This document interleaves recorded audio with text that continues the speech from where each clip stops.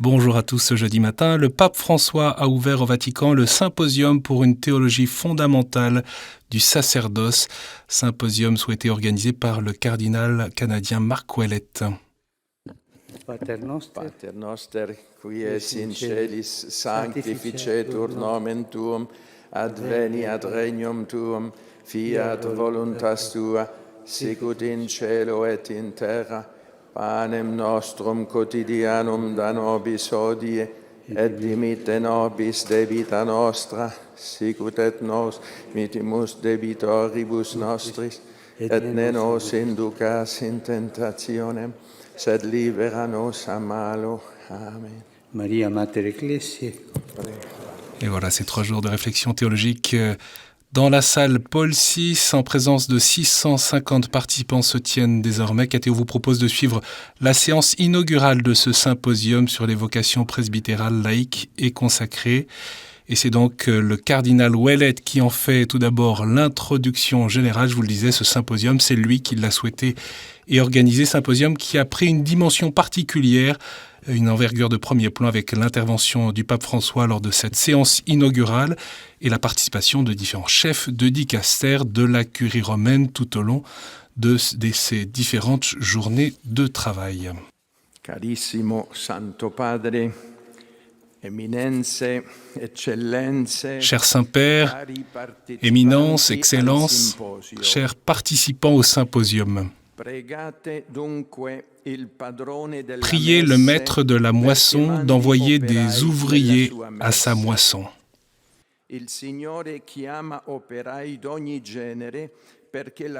Le Seigneur appelle des ouvriers de tous ordres pour travailler à sa vigne. Certains sont embauchés à la première heure, d'autres au milieu du jour, d'autres encore à la dernière heure. Tous reçoivent un juste salaire, non pas en espèces sonnantes selon les critères de ce monde, mais en communion avec le Maître dont la bonté ne se laisse pas vaincre en générosité.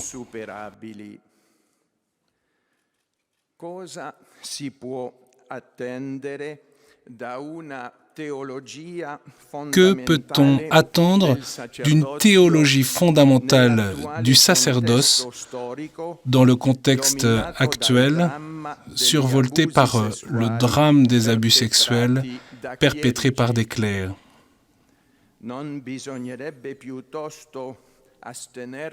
Ne faudrait-il pas plutôt s'abstenir de parler du sacerdoce alors que des fautes et des crimes de ministres indignes font la une de la presse internationale pour avoir trahi leur engagement ou pour avoir couvert honteusement les coupables de telles dépravations?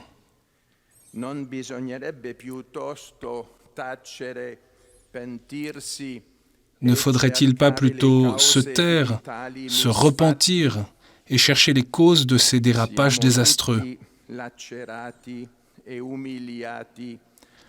Nous sommes tous déchirés et humiliés par ces questions cruciales qui nous habitent au quotidien comme membres de l'Église de Jésus-Christ. Cette occasion est propice pour exprimer nos regrets sincères et pour demander pardon encore aux victimes de toutes sortes qui souffrent parce que leur vie a été brisée par des comportements abusifs et criminels et sont demeurés trop longtemps cachés et traités superficiellement en protégeant l'institution et les coupables au lieu des victimes.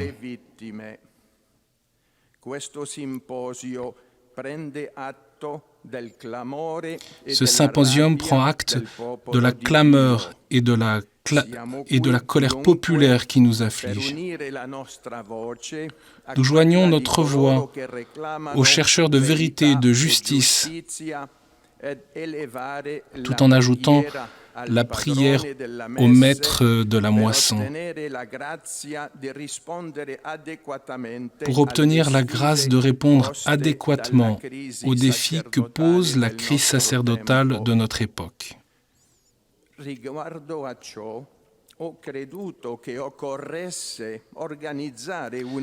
À cet égard, je crois qu'il faudra éventuellement organiser un événement comme celui-ci pour faire le point sur les études sociologiques en cours et analyser les causes historiques, culturelles et même théologiques qui peuvent dévoiler la racine de ce que le pape François nomme cléricalisme.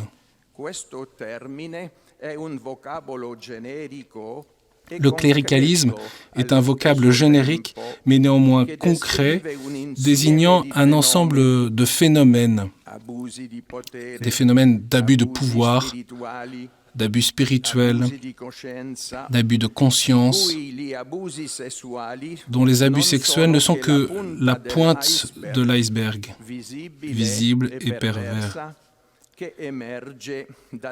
qui émergent de déviances plus profondes à identifier et à démasquer.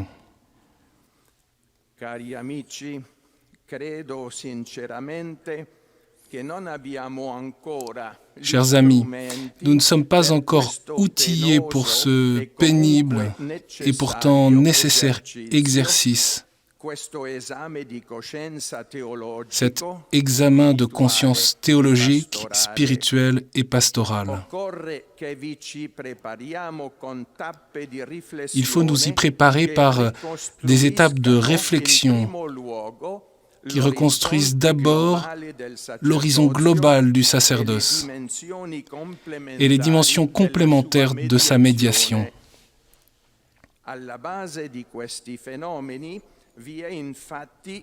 Car à la base de ces phénomènes, il y a un déséquilibre, une hypervalorisation d'une forme de sacerdoce aux dépens de l'autre forme, baptismale, hélas presque oubliée dans le monde catholique.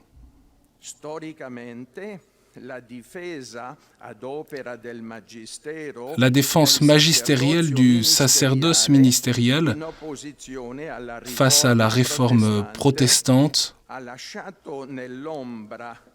a laissé dans l'ombre l'autre dimension essentielle, avalisant en quelque sorte une mentalité cléricale de pouvoir et une attitude de contrôle excessif de la part des clercs sur l'ensemble de la communauté ecclésiale.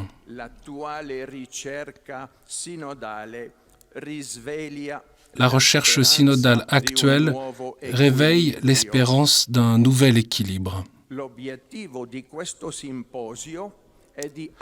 L'objectif de ce symposium est d'approfondir cet horizon global du sacerdoce du Christ, donné en partage d'abord aux baptisés, puis aux ministres ordonnés,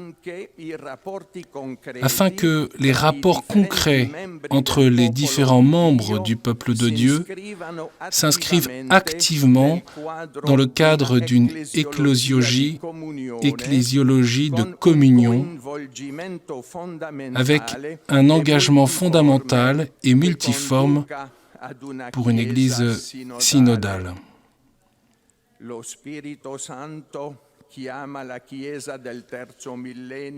L'Esprit Saint appelle l'Église au troisième millénaire à être synodale et ainsi à universaliser sa mission en annonçant la bonne nouvelle comme un peuple cheminant dans l'histoire, comme un corps articulé qui compte sur chacun de ses membres pour offrir l'Évangile à toute l'humanité.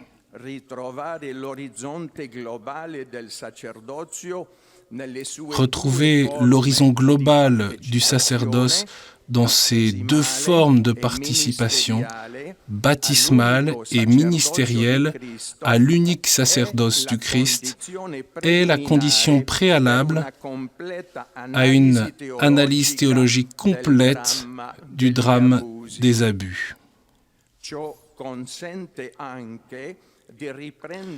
Cela permet aussi de reprendre la question de la place de la femme dans l'Église d'une façon plus ouverte et plus sensible à la dimension charismatique des communautés. Cela devrait en outre encourager et soutenir l'enthousiasme pour toutes les vocations par une vision attrayante de leur communion.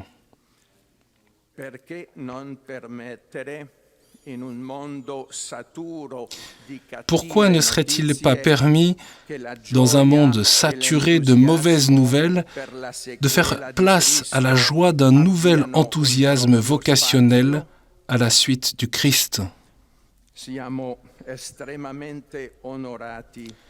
Nous sommes extrêmement honorés et encouragés, très Saint-Père, par votre présence à l'ouverture de cet événement que vous avez appuyé depuis le début. En vous remerciant de tout cœur, je remercie aussi, je vous souhaite la plus cordiale bienvenue à tous ceux et celles qui se sont inscrits malgré les incertitudes de la pandémie. Je salue encore tous ceux et celles qui suivront ces assises en modalité virtuelle. Très Saint-Père, nous sommes désireux de vous entendre et de nous laisser aiguillonner dans le sens de votre discernement de l'Esprit Saint qui est à l'œuvre aujourd'hui pour une conversion missionnaire de l'Église. Avec vous, nous prions le Maître de la moisson d'envoyer des ouvriers à sa moisson.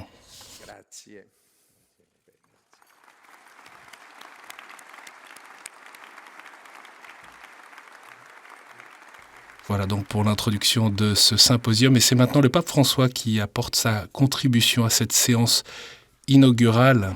Cari fratelli e sorelle, buongiorno. Chers frères et sœurs, bonjour. Je suis reconnaissant pour l'occasion qui m'est offerte de partager avec vous cette réflexion qui découle de ce que le Seigneur m'a fait prendre conscience progressivement au cours de ces 50 années de sacerdoce et plus. Je ne veux pas exclure de ce souvenir reconnaissant ces prêtres qui, par leur vie et leur témoignage, m'ont montré depuis mon enfance ce qui donne forme au visage du bon pasteur. J'ai médité sur ce que je pouvais partager sur la vie du prêtre aujourd'hui.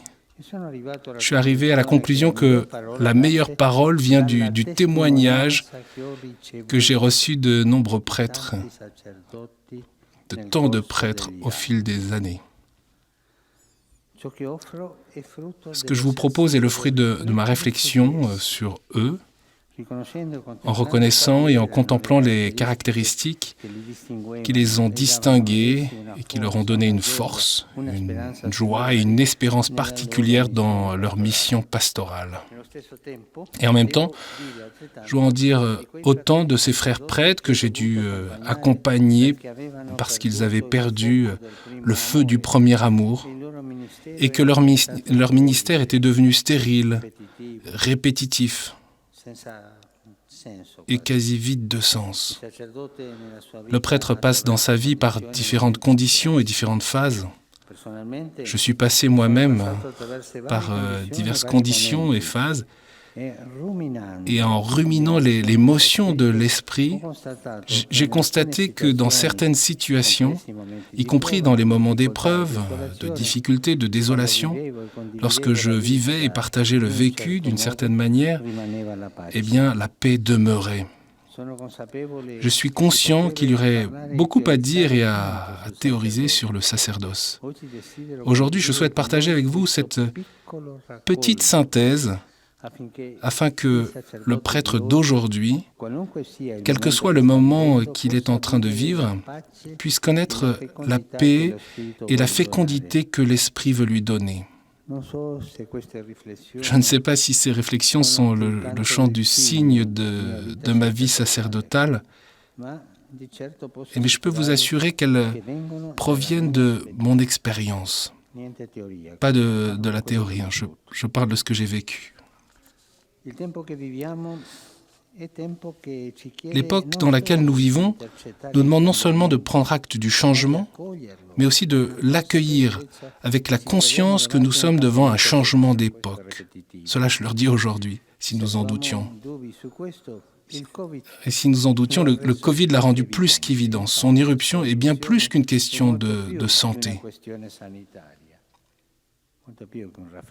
Bien plus qu'un rhume, hein. Le changement nous met toujours face à plusieurs façons de l'affronter. Le problème est que de nombreuses actions et attitudes peuvent être utiles et bonnes, mais qu'elles n'ont pas toutes une saveur d'évangile. C'est là que réside le nœud du problème. Hein. Discerner les changements et les actions qui ont ou n'ont pas la saveur de l'évangile. Hein. Par exemple, la recherche de formes codifiées, très souvent ancrées dans le passé, qui nous garantissent une sorte de protection contre les risques en nous réfugiant dans un monde et dans une société qui n'existe plus, si elles n'ont jamais existé. Comme si cet ordre déterminé était capable de mettre fin au conflit que l'histoire nous présente. C'est la crise du retour en arrière pour se réfugier. Hein. Une autre attitude peut être celle d'un optimisme exagéré. Tout ira bien, aller trop loin sans discernement et sans prendre les décisions nécessaires. Cet optimisme finit par ignorer les victimes de cette transformation et qui ne parvient pas à accepter les tensions, les complexités et les ambiguïtés du temps présent et qui consacre la dernière nouveauté comme ce qui est vraiment réel, méprisant ainsi la sagesse des années.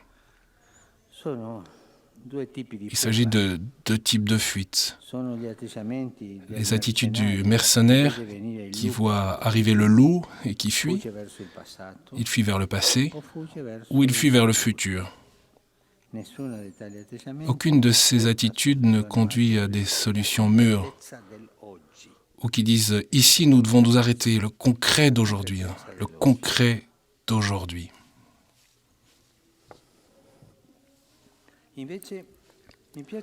J'aime plutôt l'attitude qui découle d'une prise en charge confiante de la réalité, ancrée dans la sage, vivante, vivifiante tradition de l'Église qui nous permet de prendre le large sans peur. J'ai le sentiment que Jésus, en ce moment de l'histoire, nous invite une fois de plus à avancer au large avec la confiance qu'il est le Seigneur de l'histoire et que, guidés par lui, nous saurons discerner l'horizon à parcourir. Notre salut n'est pas un salut ascétique, un salut de laboratoire, non, ou de spiritualisme désincarné. Il y a toujours la tentation du gnosticisme qui est moderne, qui est d'actualité.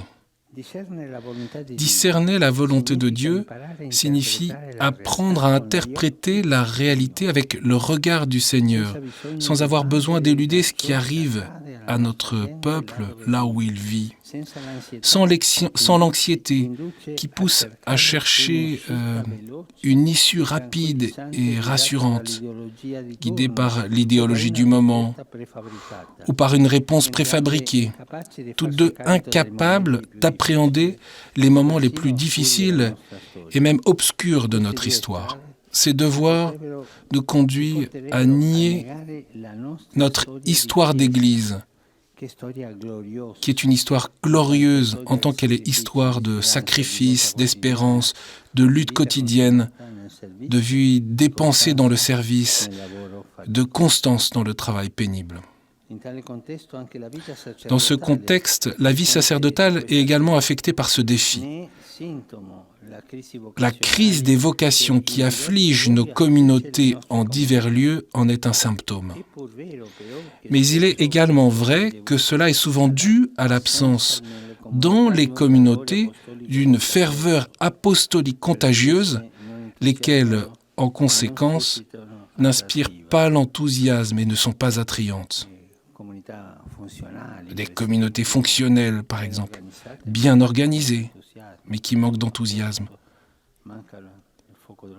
où tout est en place, mais où il manque le feu de l'esprit. D'authentiques vocations naissent là où il y a de la vie, de la ferveur et un désir d'apporter le Christ aux autres. Même dans les paroisses où les prêtres ne sont pas très engagés ni joyeux, c'est la vie fraternelle et fervente de la communauté qui suscite le désir de se consacrer entièrement à Dieu et à l'évangélisation. Surtout si cette communauté vivante prie avec insistance pour les vocations et a le courage de proposer un chemin de consécration spécifique à ces jeunes. Quand on tombe dans le fonctionnalisme, dans l'organisation pastorale, tout et cela seulement, ça n'attire pas du tout. Non, ça n'attire pas du tout. Mais quand il y a un prêtre ou une communauté qui a cette ferveur chrétienne baptismale, cela attire de nouvelles vocations. La vie d'un prêtre est avant tout l'histoire de salut d'un baptisé. Le cardinal Ouellet a fait cette distinction entre le sacerdoce ministériel et le sacerdoce baptismal. Nous oublions parfois le baptême, et être prêtre devient une fonction. Le fonctionnalisme, c'est dangereux. Nous ne devons jamais oublier que toute vocation spécifique, y compris celle de l'ordre, est accomplissement du baptême. La tentation est toujours grande de vivre un sacerdoce sans baptême. Un sacerdoce sans baptême, c'est-à-dire sans se rappeler que le premier appel est celui de la sainteté. Être saint, c'est se conformer à Jésus et permettre que les sentiments qui sont les siens battent dans notre vie. Ce n'est que lorsque nous cherchons à aimer comme Jésus a aimé que nous rendons Dieu visible, nous aussi, et que nous réalisons notre vocation à la sainteté. Saint Jean-Paul II nous a rappelé à juste titre que le prêtre, comme l'Église, doit prendre de plus en plus conscience du besoin permanent qu'il a d'être évangélisé. Et vous le dites à certains évêques, à certains prêtres, qu'ils doivent être évangélisés. Ils ne comprennent pas. Cela arrive, c'est le drame d'aujourd'hui.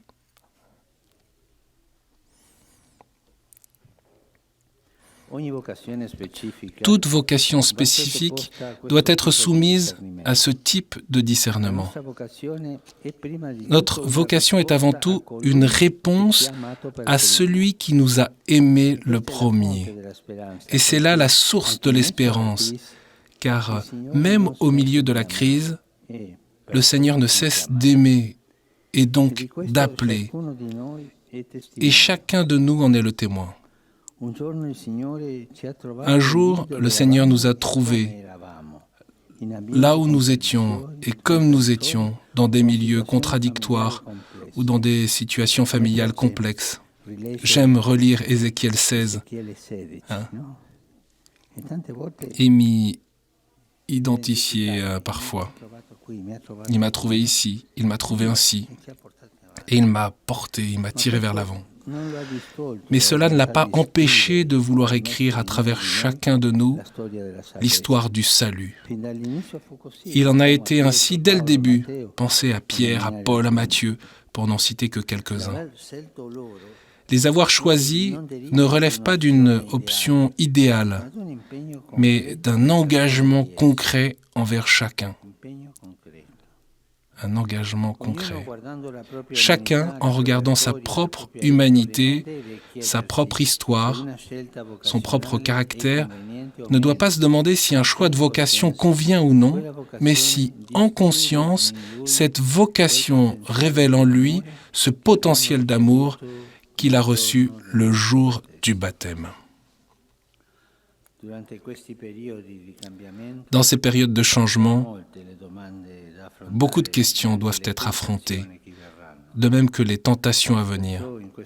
C'est pourquoi je voudrais simplement m'arrêter dans cette intervention sur ce qui me semble être décisif pour la vie d'un prêtre aujourd'hui.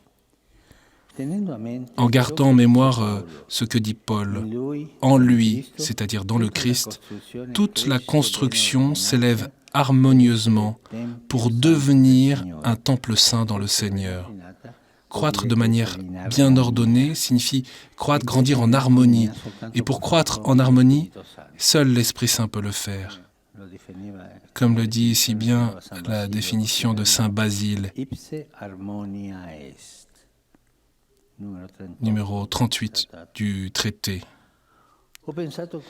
J'ai pensé que tout édifice pour tenir debout a besoin de fondations solides. Je veux donc partager les attitudes qui donnent de la solidité à la personne du prêtre.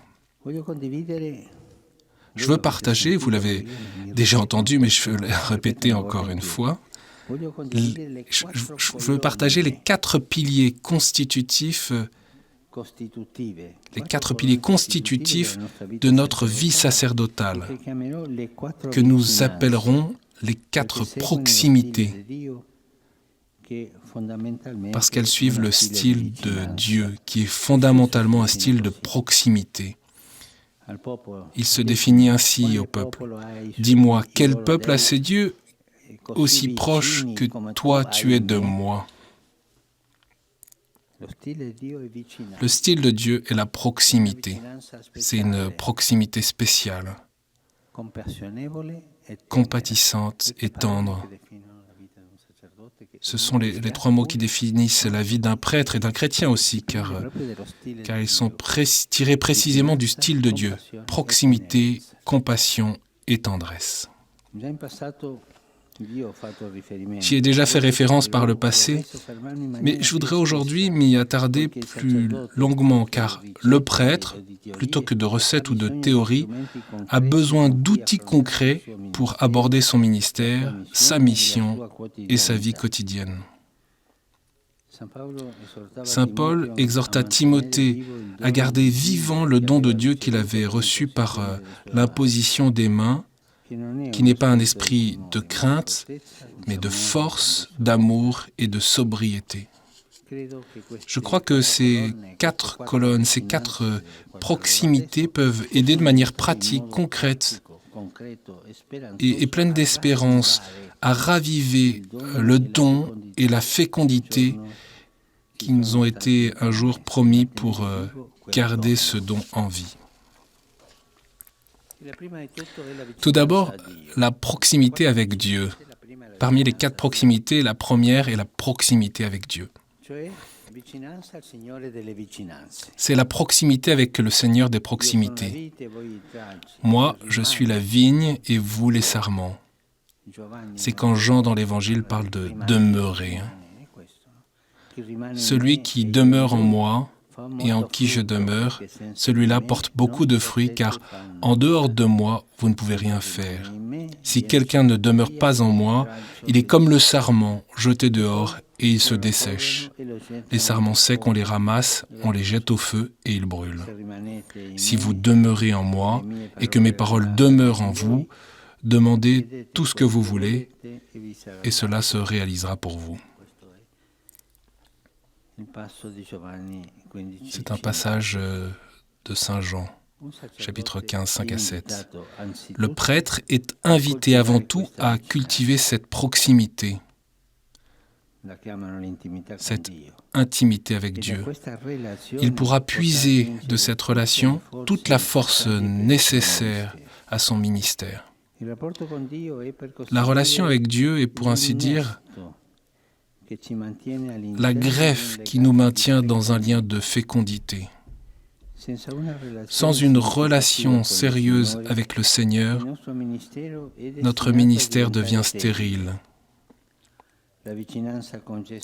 La proximité avec Jésus, le contact avec sa parole, nous permet de placer notre vie devant la sienne, d'apprendre à ne pas nous scandaliser de tout ce qui nous arrive, à nous défendre des scandales.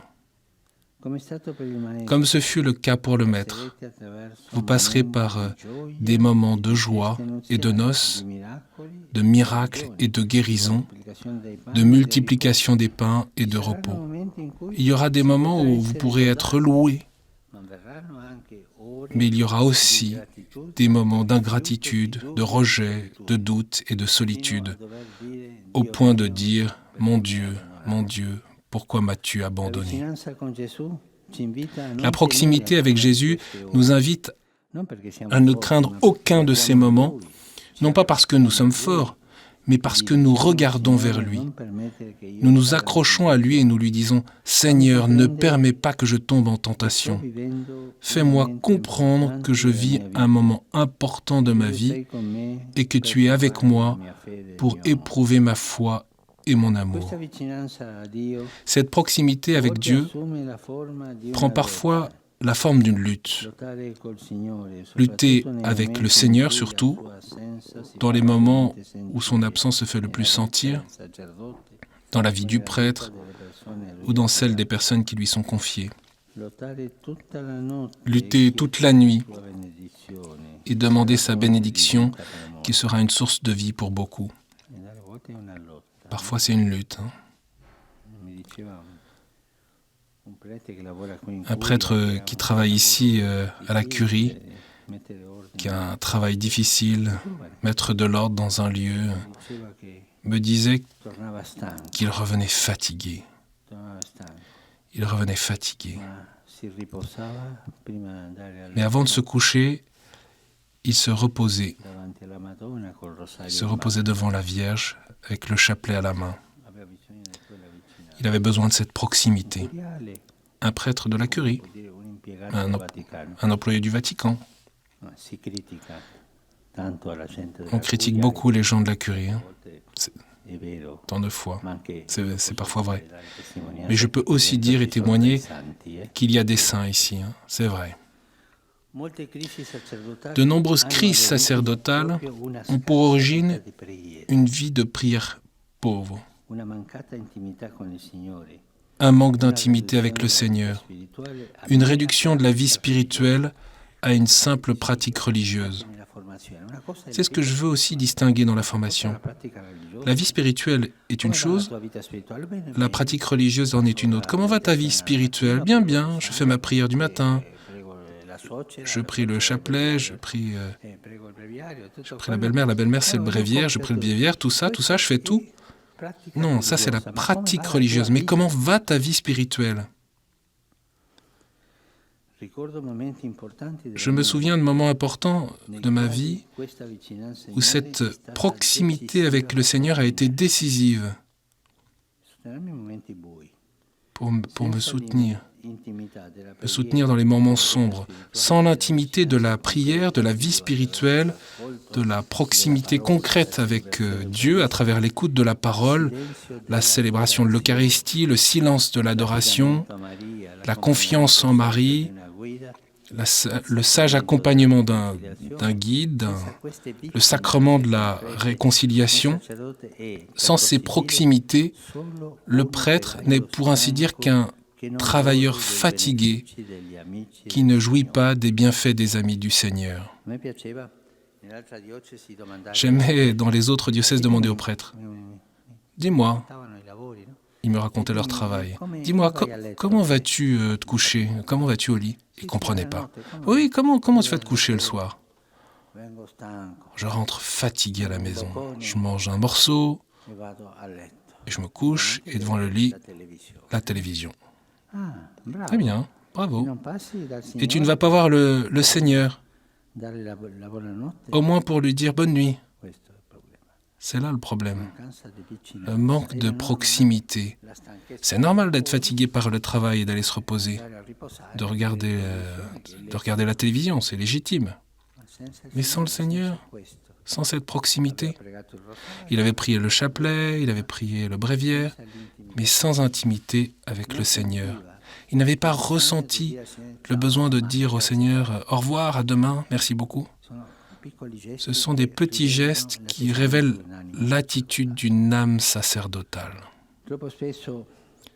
Trop souvent, par exemple, la prière est pratiquée dans la vie sacerdotale uniquement comme un devoir, en oubliant que l'amitié et l'amour ne peuvent être imposés comme une règle extérieure, mais sont un choix fondamental du cœur. Un prêtre qui prie reste radicalement un chrétien qui a pleinement compris le don reçu au baptême. Un prêtre qui prie est un fils qui se souvient continuellement qu'il est un fils et qu'il a un père qui l'aime. Un prêtre qui prie est un fils qui se fait proche du Seigneur. Mais tout cela est difficile si on ne s'est pas habitué à avoir des espaces de silence dans la journée, si on ne sait pas mettre de côté le faire de Marthe pour apprendre le demeurer de Marie.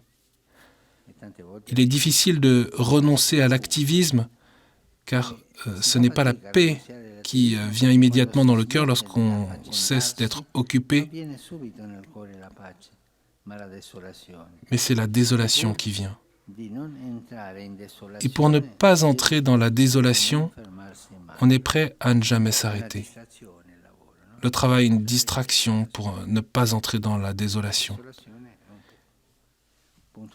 Mais la désolation peut aussi être un point de rencontre avec Dieu, car c'est précisément en acceptant la désolation qui vient du silence, du jeûne d'activité et de parole, du courage de s'examiner sincèrement, que tout reçoit une lumière et une paix qui ne repose plus sur nos propres forces ni sur nos capacités. Il s'agit d'apprendre à laisser le Seigneur continuer à faire son œuvre en chacun et à émonder tout ce qui est infécond, stérile et qui dénature l'appel.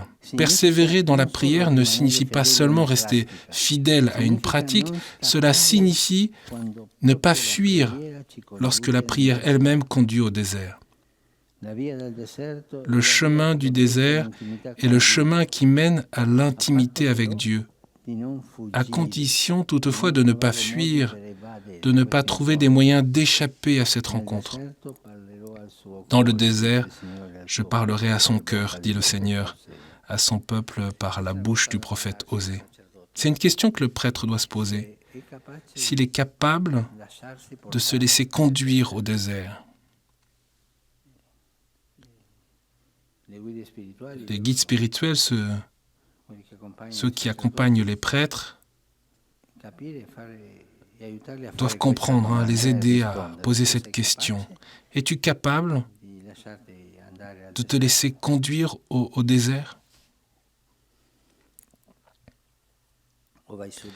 Ou allez-vous directement à l'oasis de la télévision ou quelques autres de ces choses? Cette proximité avec Dieu permet au prêtre d'entrer en contact avec la souffrance qui se trouve dans son cœur et qui, si elle est acceptée, le désarme au point de rendre possible une rencontre. La prière qui, comme un feu, anime la vie sacerdotale est le cri d'un cœur affligé et humilié que nous dit l'Écriture, le Seigneur ne méprise pas. Le Seigneur entend ceux qui l'appellent. De toutes leurs angoisses, il les délivre. Il est proche du cœur brisé. Il sauve l'esprit abattu. Le prêtre doit avoir un cœur suffisamment large pour faire place à la souffrance du peuple le peuple qui lui est confié, et en même temps annoncer comme une sentinelle l'aurore de la grâce de Dieu qui se manifeste précisément dans cette souffrance. Embrasser, accepter et présenter sa propre misère dans la proximité du Seigneur sera la meilleure école pour faire place, peu à peu, à toute la misère et à toute la souffrance qu'il rencontrera quotidiennement dans son ministère, jusqu'à devenir lui-même semblable au cœur du Christ. Et cela préparera aussi le prêtre à une autre proximité, celle avec le peuple de Dieu. Dans sa proximité avec Dieu, le prêtre renforce sa proximité avec son peuple. Et inversement, dans sa proximité avec son peuple, il expérimente aussi la proximité avec son Seigneur.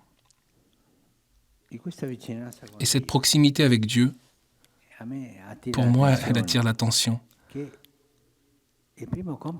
C'est la première tâche, le premier devoir des évêques. Car lorsque les apôtres ont inventé les diacres, Pierre en explique la fonction et dit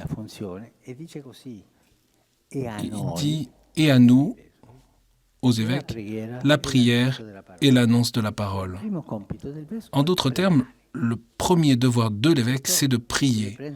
Et le prêtre doit également s'approprier cela, prier. Lui, il faut qu'il grandisse, et moi que je diminue, disait Jean-Baptiste. L'intimité avec Dieu rend tout cela possible, car l'on fait dans la prière l'expérience d'être grand à ses yeux. Et ce n'est alors plus un problème pour les prêtres proches du Seigneur de devenir petits aux yeux du monde. Et là, dans cette proximité, ça ne fait plus peur de se conformer à Jésus crucifié, comme il nous est demandé de le faire dans le rite de l'ordination sacerdotale. N'oublions pas cela. Passons à la deuxième proximité, qui sera plus courte que la première. Proximité avec l'évêque. Pendant longtemps, cette seconde proximité a été comprise seulement de manière unilatérale. Trop souvent dans l'Église, et aujourd'hui encore, on a donné de l'obéissance une interprétation éloignée de l'Évangile. L'obéissance n'est pas un attribut disciplinaire, mais la caractéristique la plus forte des liens qui nous unissent dans la communion. Obéir, dans ce cas, à l'évêque, signifie apprendre à écouter et se rappeler que personne ne peut se dire détenteur de la volonté de Dieu. Celle-ci ne peut être comprise que par le discernement. L'obéissance est donc l'écoute de la volonté de Dieu, discernée précisément dans une relation. Une telle attitude d'écoute permet de mûrir l'idée que personne n'est le principe et le fondement de sa vie, mais que chacun doit nécessairement se confronter aux autres. Cette logique de proximité, dans ce cas avec l'évêque, mais cela est valable aussi pour les autres, permet de briser toute tentation de se fermer, de s'auto-justifier et de mener une vie de vieux garçon ou de célibataire. Quand les prêtres se ferment, ils finissent célibataires, avec toutes les manies des célibataires. Ce n'est pas beau, ce n'est pas bon. Cette proximité invite au contraire à faire appel à d'autres instances pour trouver le chemin qui mène à la vérité et à la vie. L'évêque n'est pas un surveillant d'école, n'est pas un justicier, il est un père et il doit permettre cette proximité. L'évêque doit s'efforcer de se comporter de cette manière, car sinon il éloigne les prêtres. Il n'attire que les ambitieux. L'évêque, quel qu'il soit, reste pour chaque prêtre et pour chaque église particulière un lien qui aide à discerner la volonté de Dieu. Mais n'oublions pas que l'évêque lui-même ne peut être un instrument de ce discernement que s'il est lui aussi à l'écoute de la réalité de ses prêtres et du peuple saint de Dieu qui lui est confié. J'écrivais dans Evangelii Gaudium, nous avons besoin de nous exercer à l'art de l'écoute, qui est plus que le fait d'entendre. Dans la communication avec l'autre, la première chose est la capacité du cœur qui rend possible la proximité, sans laquelle il n'existe pas une véritable rencontre spirituelle. L'écoute nous aide à découvrir le geste et la parole opportune qui nous secouent de la tranquille condition de spectateur. C'est seulement à partir de cette écoute respectueuse et capable de compatir qu'on peut trouver les chemins pour une croissance authentique, qu'on peut réveiller le désir de l'idéal chrétien, l'impatience de répondre pleinement à l'amour de Dieu et aussi la soif de développer le meilleur de ce que Dieu a semé dans sa propre vie. Fin de la citation.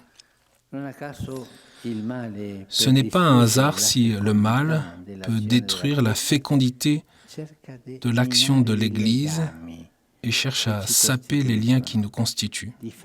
Défendre les liens du prêtre avec l'Église particulière, avec l'institut auquel il appartient et avec l'évêque rend la vie sacerdotale solide. Défendre les liens. L'obéissance est le choix fondamental d'accueillir celui qui est mis devant nous comme le signe concret de ce sacrement universel du salut qu'est l'Église. Cette obéissance peut aussi être confrontation, écoute et dans certains cas tension, mais elle ne se brise pas.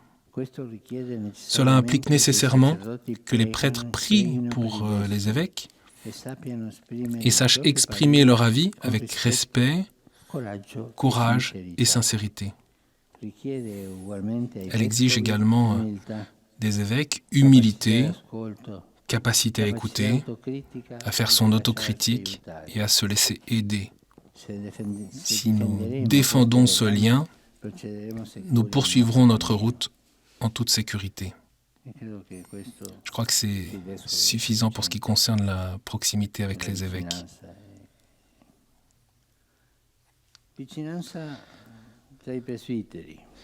Proximité entre les prêtres. La troisième proximité maintenant, la proximité avec Dieu, proximité avec les évêques, proximité avec les prêtres.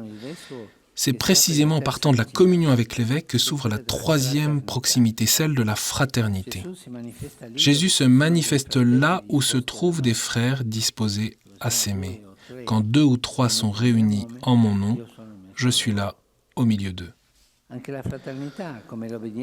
La fraternité, comme l'obéissance, ne peut être une imposition morale de l'extérieur. La fraternité, c'est choisir délibérément de chercher à être saint avec les autres et non pas tout seul, saint avec les autres. Voilà, saint avec les autres. Un proverbe africain que vous connaissez bien dit « Si tu veux aller vite, va seul. Si tu veux aller loin, va avec les autres. » Il semble parfois que l'Église soit lente. Et c'est vrai. Mais j'aime à penser qu'il s'agit de la lenteur de ceux qui ont décidé de marcher en fraternité. Même en accompagnant les derniers. Toujours le faire avec fraternité. Les notes de la fraternité sont celles de l'amour. Saint Paul, dans la première lettre aux Corinthiens, nous a laissé une carte claire de l'amour. Et dans un certain sens, il a indiqué ce à quoi la fraternité doit tendre. Tout d'abord, apprendre la patience, qui est la capacité de se sentir responsable des autres, de porter leur fardeau, de souffrir en un certain sens avec eux. Le contraire de la patience, c'est l'indifférence.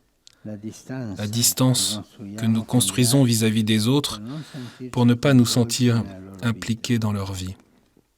Le drame de la solitude, du sentiment d'être seul, se consume dans de nombreux presbytères. On se sent indigne de patience, de considération.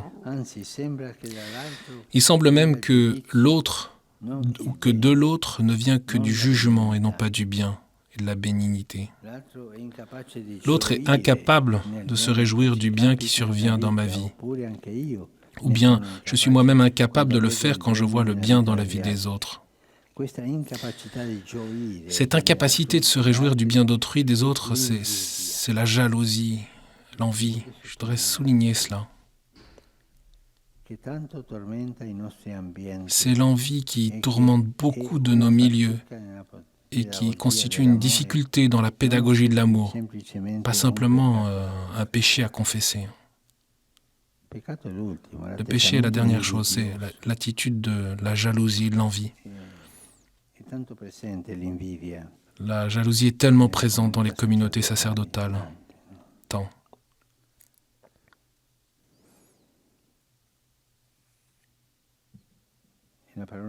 Et la parole de Dieu nous dit que c'est une attitude destructrice. Par la jalousie du diable, le péché est entré dans le monde. C'est la porte de la destruction. Et sur ce point, nous devons parler clairement. Dans nos presbytères, il y a de la jalousie. Tout le monde n'est pas jaloux, non, mais c'est la tentation de la jalousie qui est là. Soyons attentifs.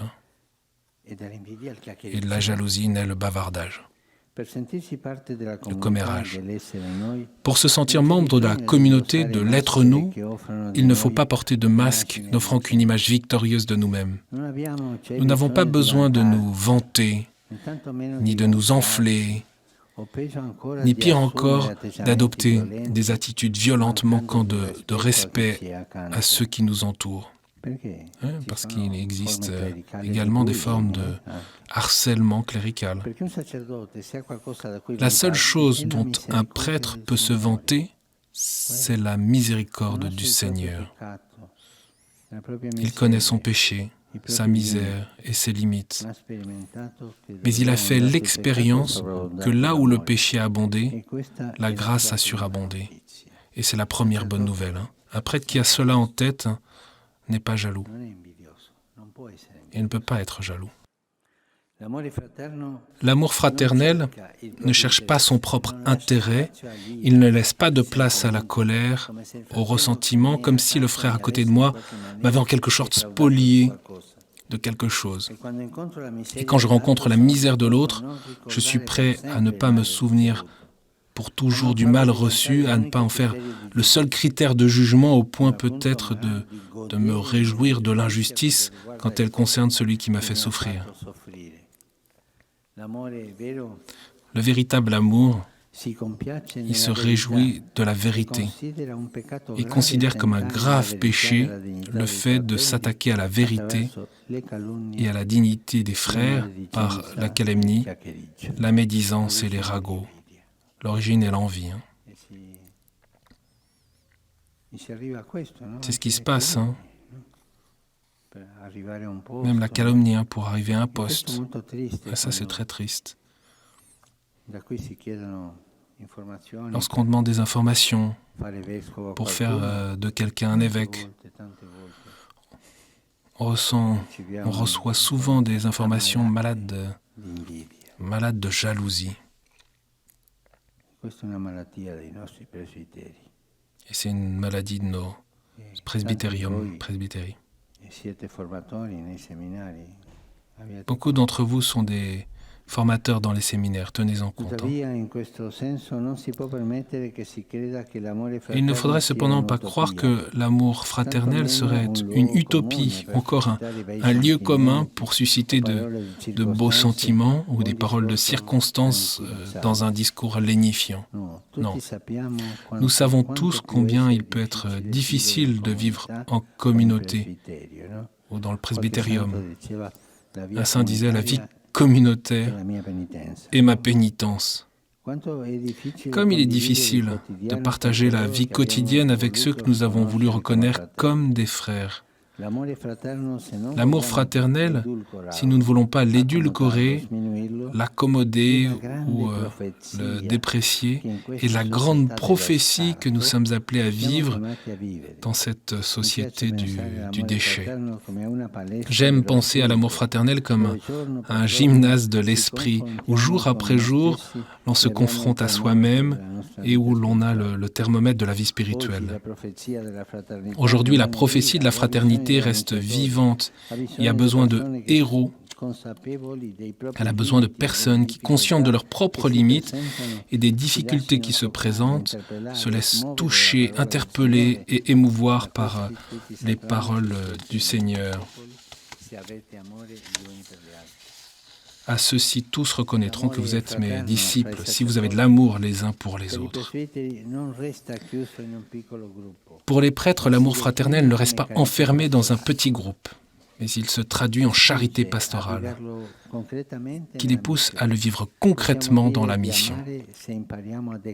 Nous pouvons dire que nous aimons si nous apprenons à le traduire à la manière décrite par saint Paul. Et c'est seulement celui qui cherche à aimer qui est en sécurité.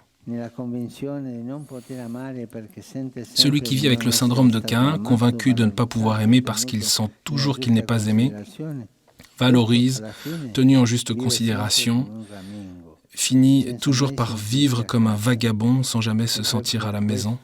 Et c'est pour cela précisément qu'il est plus exposé au mal, à se faire du mal et à faire du mal. C'est pourquoi l'amour entre prêtres a la fonction de se garder mutuellement. Je me sens à même de dire que là où la fraternité sacerdotale, la proximité entre prêtres est mise en pratique, et là il y a des liens d'amitié véritables. Il est possible aussi de vivre avec plus de sérénité le choix du célibat. Le célibat est un don que l'Église latine concerne, mais il est un don qui, pour être vécu comme sanctification, nécessite des relations saines, des rapports d'estime véritables qui trouvent leurs racines dans le Christ. Sans amis et sans prière, le célibat peut devenir un poids insupportable et un contre-témoignage à la beauté même du sacerdoce.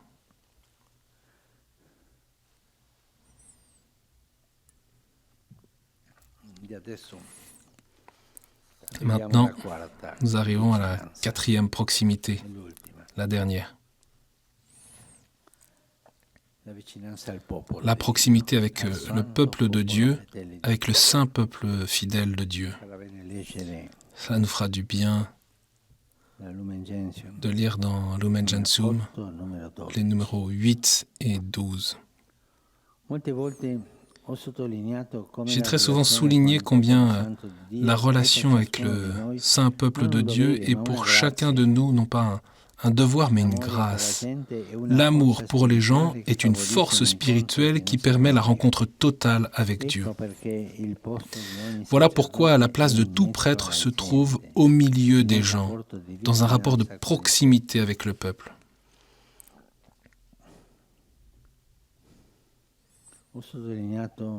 J'ai souligné dans Evangelii Gaudium que pour être d'authentiques évangélisateurs, il convient aussi de développer le goût spirituel d'être proche de la vie des gens, jusqu'à découvrir que c'est une source de joie supérieure. La mission est une passion pour Jésus, mais en même temps, c'est une passion pour son peuple. Quand nous nous arrêtons devant Jésus crucifié, nous reconnaissons tout son amour qui nous rend dignes et nous soutient. Mais en même temps, si nous ne sommes pas aveugles, nous commençons à percevoir que ce regard de Jésus s'élargit et se dirige plein d'affection et d'ardeur vers tout son peuple fidèle. Ainsi, nous redécouvrons qu'il veut se servir de nous pour devenir toujours plus proche du saint peuple fidèle de Dieu. Voilà, les prêtres qui nous permettent d'être plus proches du saint peuple de Dieu. Il nous prend du milieu du peuple et nous envoie à son peuple. Il nous prend du milieu du peuple et nous envoie à son peuple, de sorte que notre identité ne se comprend pas sans cette appartenance.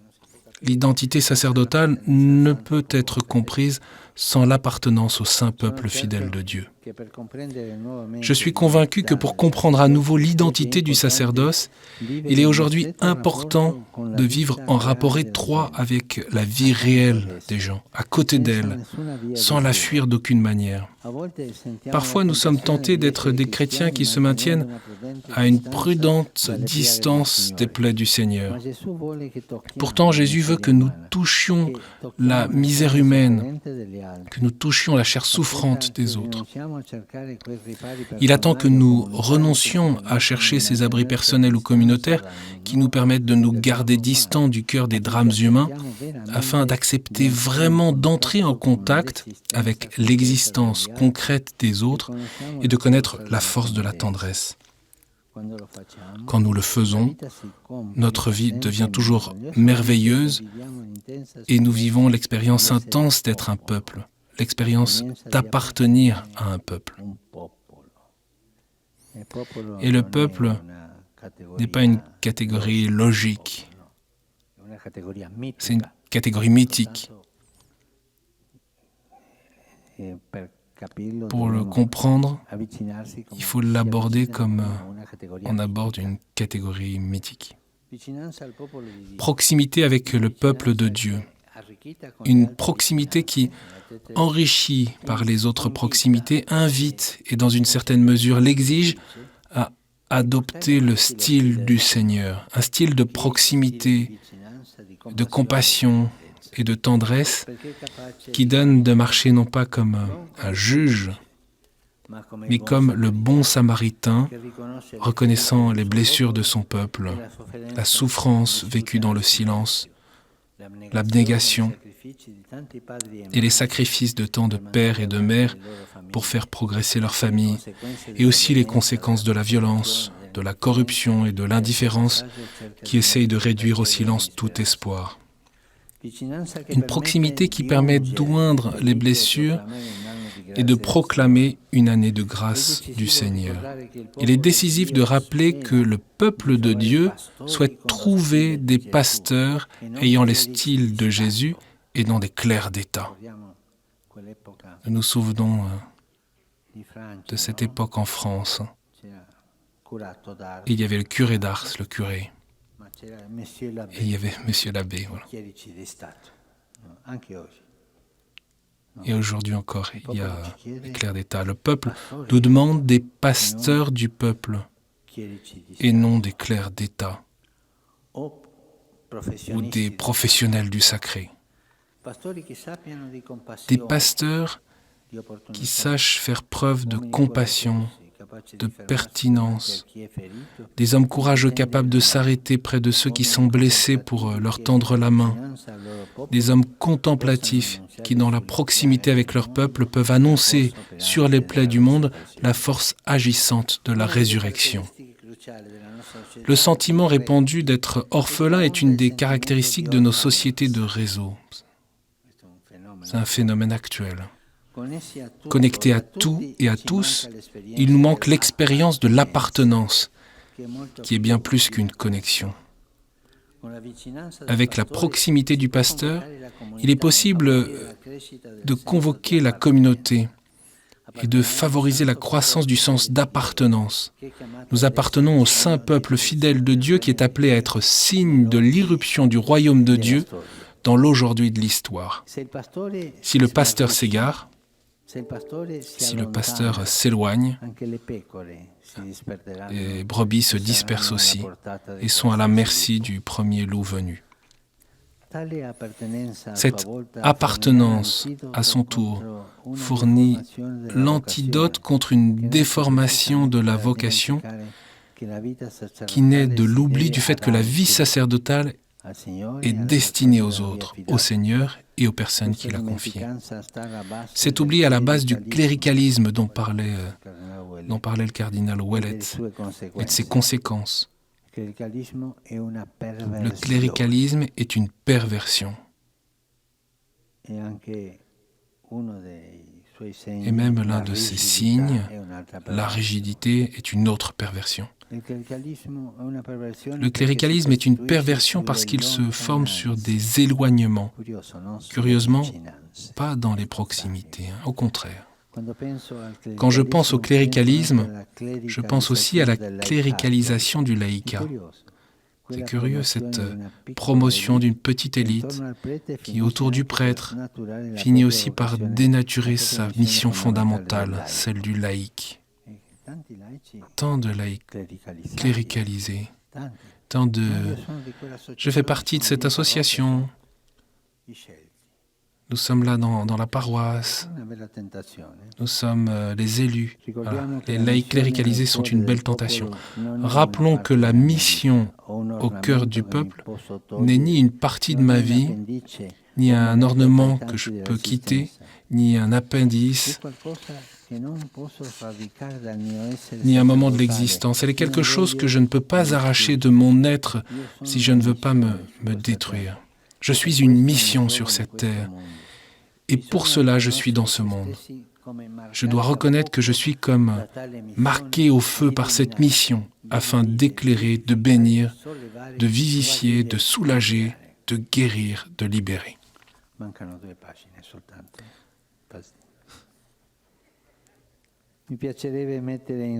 J'aimerais mettre en relation cette proximité du peuple de Dieu avec la proximité de Dieu, car la prière du pasteur se nourrit et s'incarne dans le cœur du peuple de Dieu.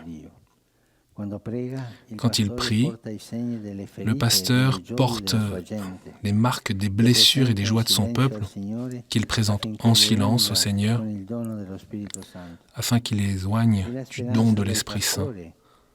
C'est l'espérance du pasteur qui a confiance et qui lutte pour que le Seigneur bénisse son peuple.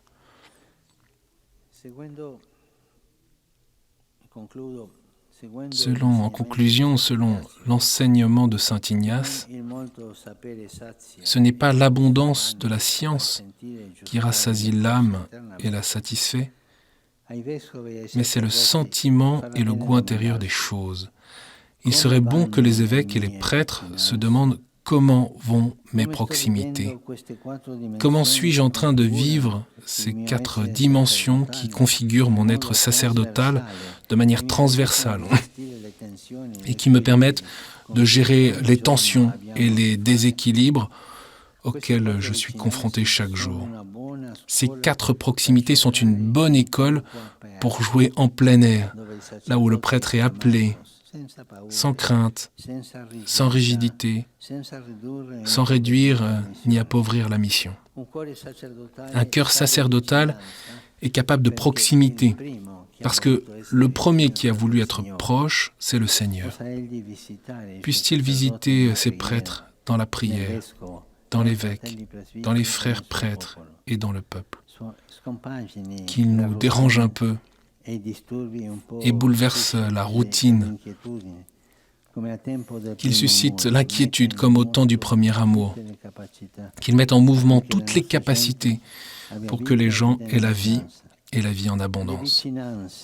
Les proximités du Seigneur ne sont pas une charge supplémentaire, elles sont un don qu'il fait pour maintenir vivante et féconde la vocation. La proximité avec Dieu, la proximité avec l'évêque, la proximité entre nous, les prêtres, et la proximité avec le saint peuple fidèle de Dieu. Devant la tentation de nous enfermer dans des discours et des discussions interminables sur la théologie du sacerdoce ou sur des théories de ce qu'il devrait être, le Seigneur regarde avec tendresse et compassion et offre aux prêtres les repères à partir desquels ils peuvent reconnaître et maintenir vivante l'ardeur pour la mission. Proximité, qui est compassion et tendresse. Proximité avec Dieu, avec l'évêque, avec les frères prêtres, et avec le peuple qui leur a été confié. Proximité avec le style de Dieu qui est proche, avec compassion et tendresse. Merci pour votre proximité, votre patience. Merci, merci beaucoup. Dopo lunga, ma ci voleva. Ci voleva. Ainsi s'achève la séance inaugurale du symposium pour une théologie fondamentale du sacerdoce. Buon lavoro a tutti voi. Merci beaucoup. Bon travail à tous. Vado in biblioteca. Je vais à la bibliothèque car j'ai de nombreux rendez-vous ce matin. Priez pour moi et je prierai pour vous. Bon travail. Voilà donc cette séance inaugurale du Symposium pour une théologie fondamentale du sacerdoce qui se tient pendant 3 jours au Vatican, qui est une contribution réflexion synodale actuelle, séance qui se termine par un temps de prière et de bénédiction. Amen. Merci aux organisateurs du symposium et à Vatican Media pour les images. Vous pouvez retrouver plus d'informations et les interventions des théologiens sur le site dédié à ce symposium communio-vocation.com. Et bien sûr, vous pouvez aussi retrouver cette vidéo sur notre site kto.tv.com. Merci pour votre fidélité et à très bientôt.